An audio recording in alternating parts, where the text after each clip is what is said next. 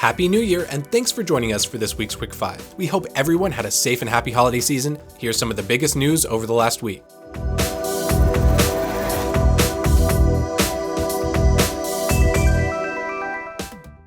Number 5. Outriders, a new RPG by Square Enix, has been delayed until April 1st of 2021.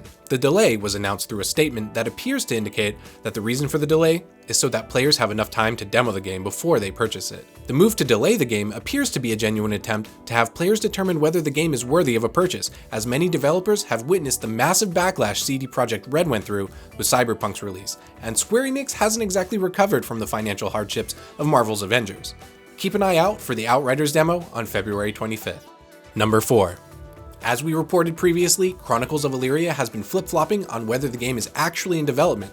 Backers from the game's Kickstarter, on the other hand, haven't flip-flopped on the plan to have their money returned to them. And the most recent details from the lawsuit indicated that a declaration is being drafted and a lawsuit is planned for later this month. Backers will be required to sign the declaration if they have the intention of receiving refunds for the game that shut down development after it ran out of money in March of 2020. After backers contacted the Washington Attorney General to find out what legal recourse they had, if any, a statement by the CEO of Soulbound Studios, Jeremy Walsh, attempted to clarify that development hasn't shut down permanently and that it was actually ongoing.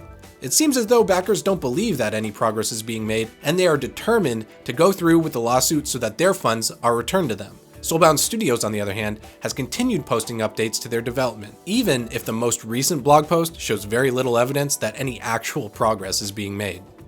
Number 3. 2021 may come to be known as the year of litigation, as yes, another lawsuit has hit our list this week. CD Projekt Red has 2077 problems, and a class action lawsuit is one.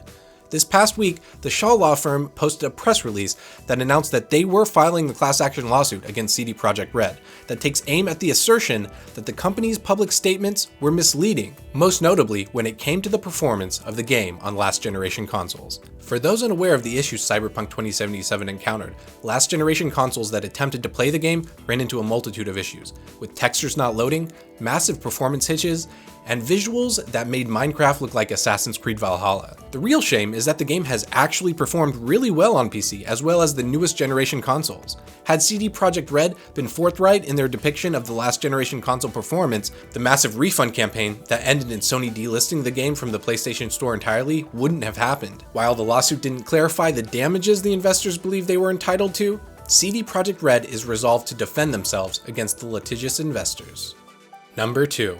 Last weekend, EVE Online's ongoing player war, World War B2, hit a crescendo with the largest Titan engagement in EVE to date. However, the second battle, an M2 TAC XFE, was overloaded with players in numbers that were considered unrivaled, which is why the system where the battle took place couldn't handle the load and stopped functioning. The result? Pilots began to lose ships, and there were substantial losses that many players blame on the servers themselves. CCP released a statement indicating that they were not responsible for the issues with the servers and that they cannot guarantee server performance in battles with these kinds of unprecedented numbers. In addition, CCP refused to refund any of the losses incurred due to the performance issues. An excerpt from the statement reads, "As per our usual policy, customer service won't be reimbursing any losses or moving players between systems. It is our policy to not get involved with fleet fights, and that policy has been upheld during this war for both sides." With that, CCP has put the subject of reimbursements to bed. Good night. Number 1. Number 1 on our list this week trails on the announcement from Grinding Gear Games about their next expansion for Path of Exile. The expansion is called Echoes of the Atlas, and it's headed to PC on January 15th.